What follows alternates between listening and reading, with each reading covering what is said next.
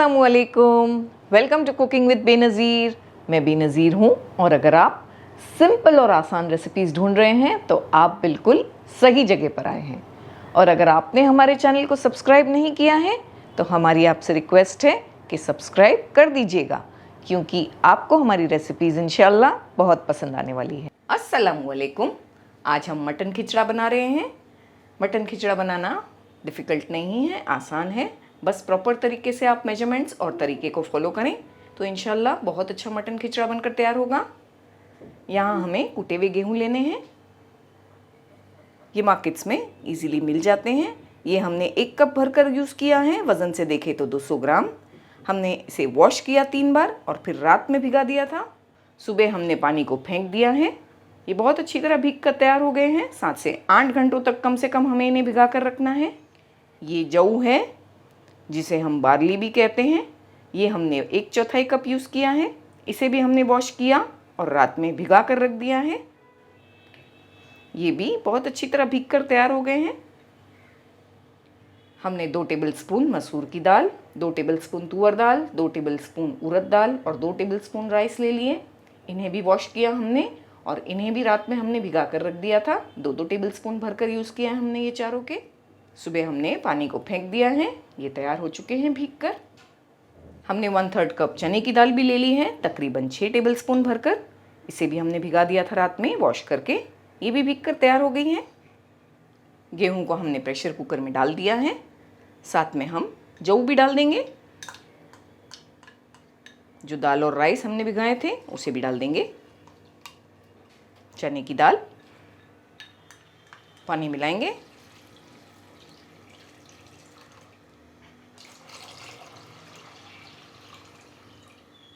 हमने इसमें 1 लीटर पानी मिला दिया है।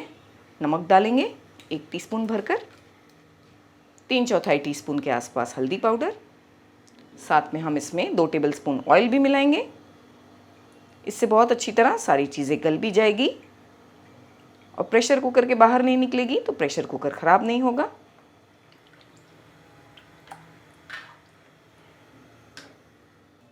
प्रेशर कुकर के लिड को हमने बंद कर दिया है। हाई फ्लेम पर पकाएंगे 1 विसल तक। बाद में 20 से 25 मिनट तक लो फ्लेम करके पकाएंगे ताकि सारी चीज़ें आपस में बहुत अच्छी तरह गल जाएं। एक दूसरे प्रेशर कुकर में हमें ऑयल ले लेना है। 5 से 6 टेबलस्पून ऑयल हमने इसमें डाल दिया। ऑयल अच्छी तरह गर्म होने के बाद हम इसमें प्याज डालेंगे। हम यहाँ पर 2 प्याज यूज़ कर रहे हैं, मीडियम साइज़ की। हमने स्लाइस कर लिया है लंबा लंबा। प्याज को हमें फ्राई करना है चलाते हुए। अच्छी तरह से गोल्डन ब्राउन कर लेंगे। प्याज का कलर गोल्डन हो चुका है, ऐसा ही कलर चाहिए हमें। हम इसमें मटन डाल देंगे।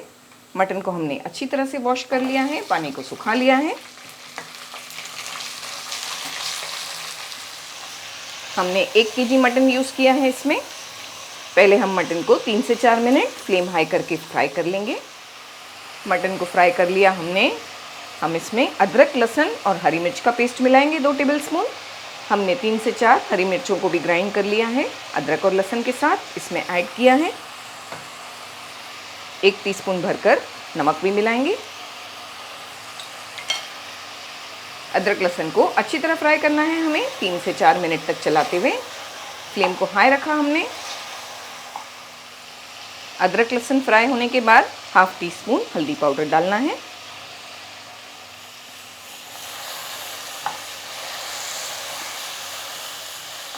मिक्सर ग्राइंडर के जार में हमने आधा कप पानी डाल दिया है, जिसमें हमने अदरक, लहसुन और हरी मिर्च पीसा था। उसमें हमने आधा कप पानी डाला है। मटन को गलाएंगे, प्रेशर कुक करेंगे।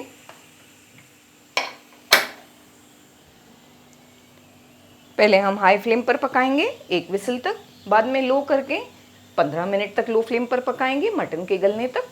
प्रेशर कुकर के टाइमिंग्स को एडजस्ट करें आपकी गैस की फ्लेम और मटन की क्वालिटी के हिसाब से। मटन भी गल रहा है और हमने गेहूं और दालों को भी गलने के लिए रख दिया है। एक स्पेशल मसाला तैयार कर लेते हैं तब तक।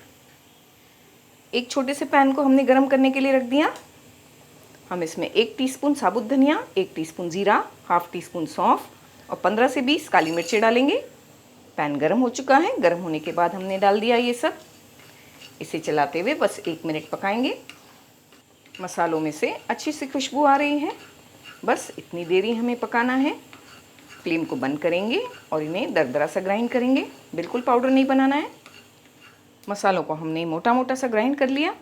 कुछ और चीज़ें मिक्स करेंगे इसमें। 1 teaspoon garam masala powder, half teaspoon सौंठ यानी कि जिंजर पाउडर, सूखी अदरक का powder, half teaspoon chilli flex.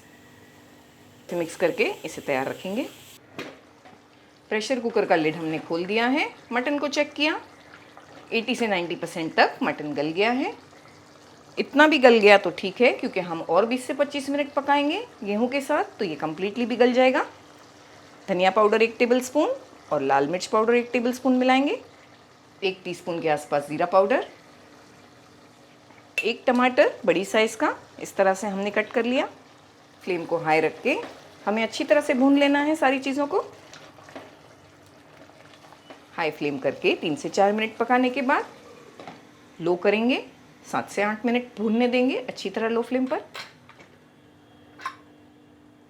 हमने आधे घंटे तक बहुत अच्छी तरह कुकर में पका लिया है सारी चीज़ों को। आप देख सकते हैं ये अच्छी तरह गल गई है।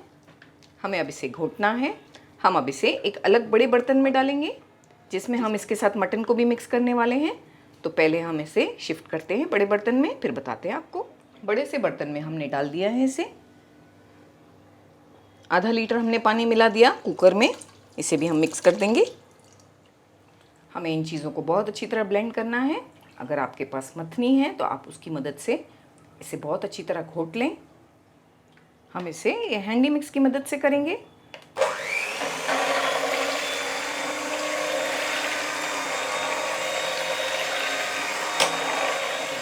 हैंडी मिक्स से बहुत अच्छी तरह हमने इसे ब्लेंड किया है। अगर आप मथनी यूज़ कर रहे हैं तो इसमें थोड़ा टाइम लगेगा, 15 से 20 मिनट तक अच्छी तरह से इसे घोटें, ताकि दाल जो है बिल्कुल नज़र ना आए। बस ये इसमें इस तरह के थोड़े थोड़े गेहूँ नज़र आएंगे, जो बहुत अच्छे लगते हैं खाने में। इन्हें हमें ग्राइंड नहीं करना है। इस तरह से पूरे मिक्सचर को इवनली हमें ब्लेंड करना है। गेहूं और दालों को तो ब्लेंड कर लिया। मटन को चेक करते हैं भुना गया है कि नहीं।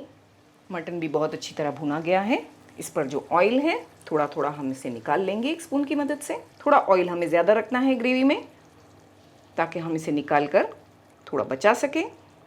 हम इसे खिचड़े के ऊपर डालेंगे सर्व करते टाइम। इस तरह से हमने रोगन को निकाल कर अलग कर लिया है। परफेक्ट तरीके से मटन भुना गया है। इसे गेहूं और दाल के मिक्सचर के साथ हमें मिक्स कर देना है।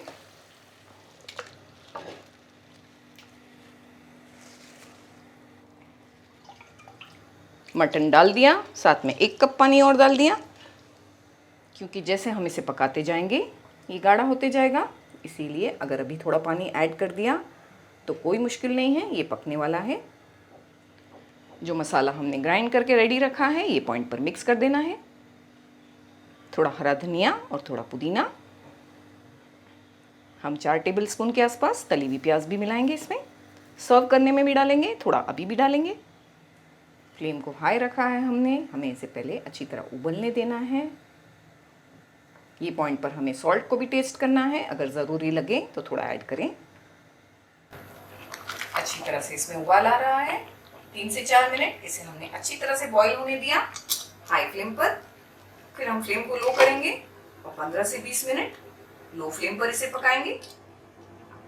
15 से 20 मिनट तक हमने लो फ्लेम पर पकने दिया। बिल्कुल परफेक्ट कंसिस्टेंसी आ गई है। कलर भी बहुत अच्छा और परफेक्ट आया है।